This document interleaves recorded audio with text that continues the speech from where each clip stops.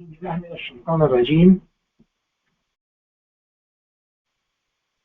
الله الكبير. بسم الله الرحمن الرحيم. الحمد لله رب العالمين الرحمن الرحيم مالك يوم الدين. إياك نعبد وإياك نستعين. اهدنا الصراط المستقيم صراط الذين أنعمت عليهم غير المغضوب عليهم ولا الضالين.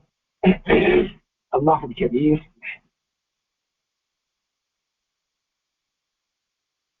We are here according to God's knowledge and according to His wisdom and His compassion for us, and we are eternally owe this moment that we have in our existence here to Him, and so we should be accordingly grateful for this opportunity that He's given us.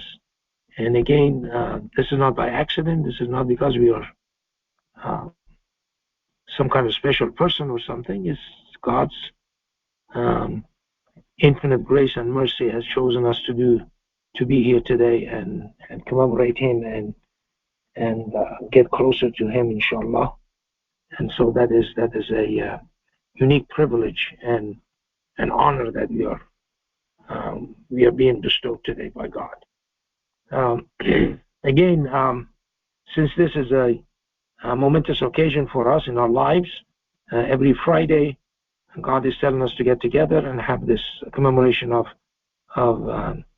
His glory and His kindness and His infinite grace and mercy. And so we are honored by this favor that God has bestowed upon us today. Again, God is appreciative of what we are doing right now, and so we also have to respond in kind and be appreciative of His blessing and His infinite grace and mercy. So today what I wanted to discuss with you is that I'm just going to talk about God's knowledge. And so if we think about it a little bit, God put us on this planet, and this planet is continuous exchange of, and God calls it provision. And so every creature here, every tree, every living creature here has His provision, and God is telling us about that. And so sometimes we do not consider inanimate objects that have provisions, but they do. That God has created this environment for them so they can exist within this environment that God has created. So matter exists within a confined environment and confined space that God has created for it. And so everything has its provision. And so God is telling us about that. And so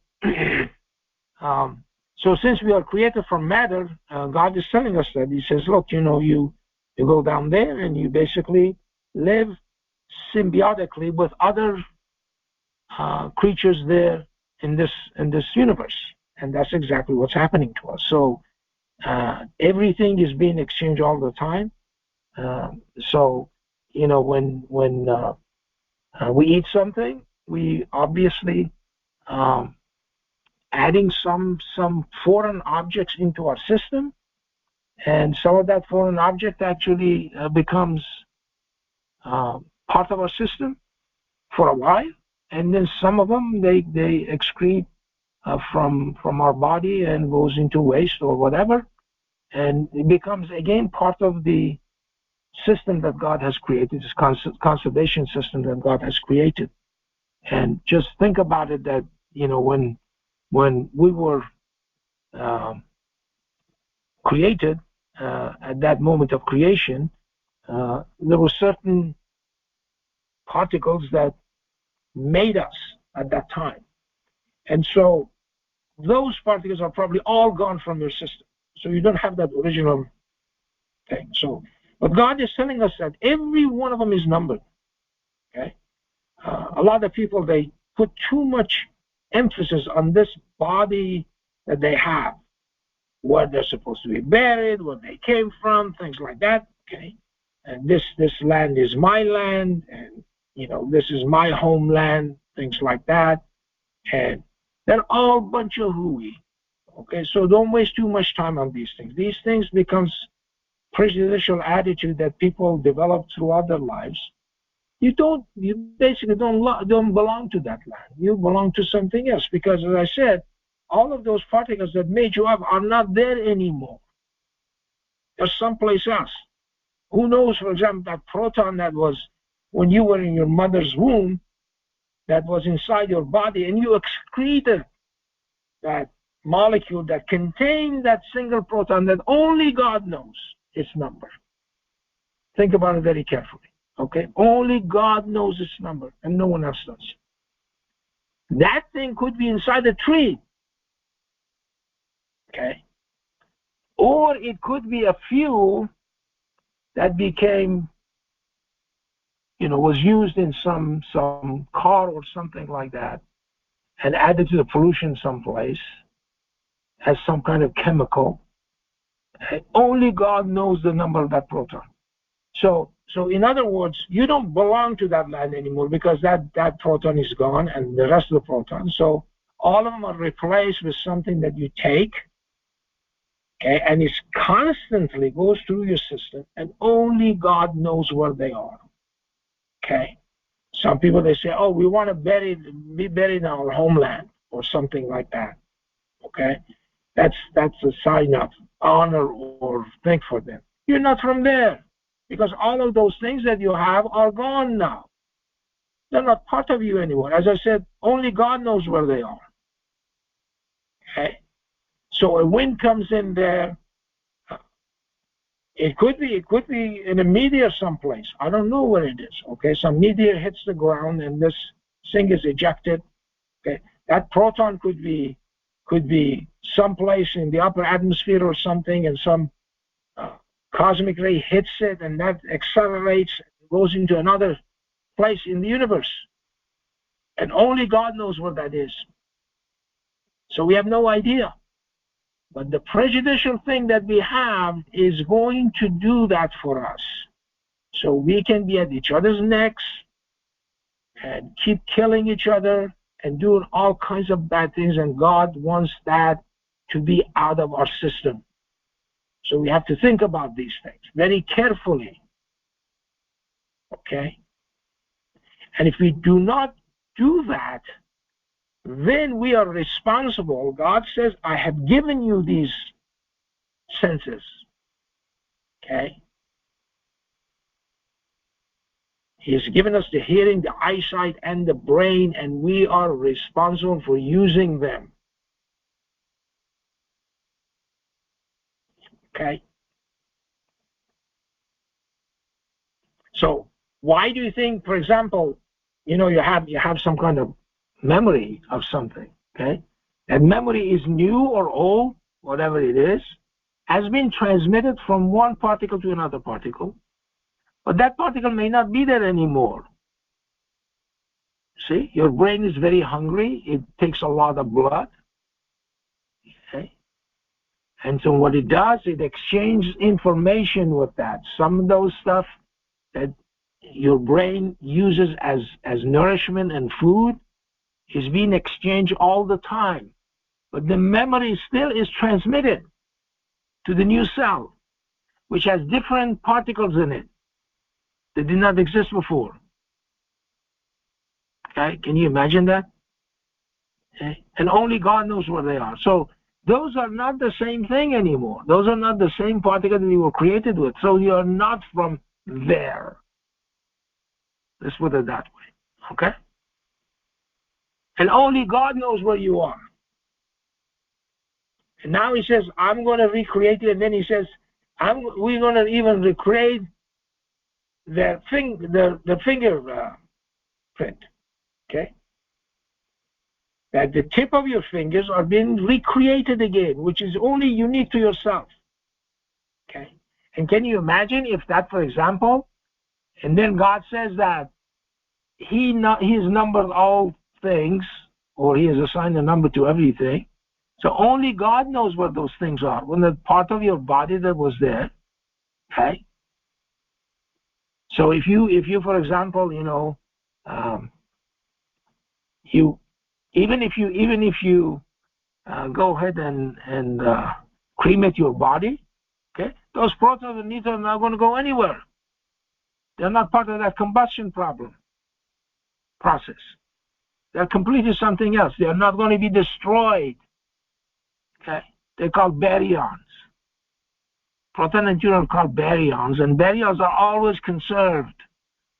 Even if you do that, you cannot destroy the protons and the neutrons. They're still there.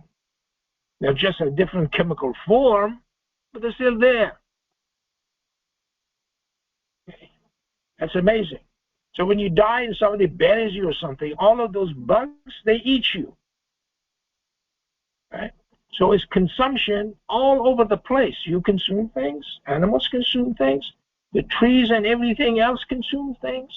Okay? The bacteria consume things. All of this is all continuous process.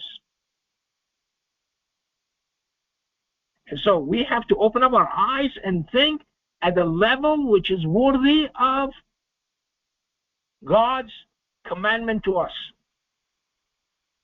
If we do not do that, if we fail to do that, and keep going about our business, and get wrapped up in this worldly life, okay?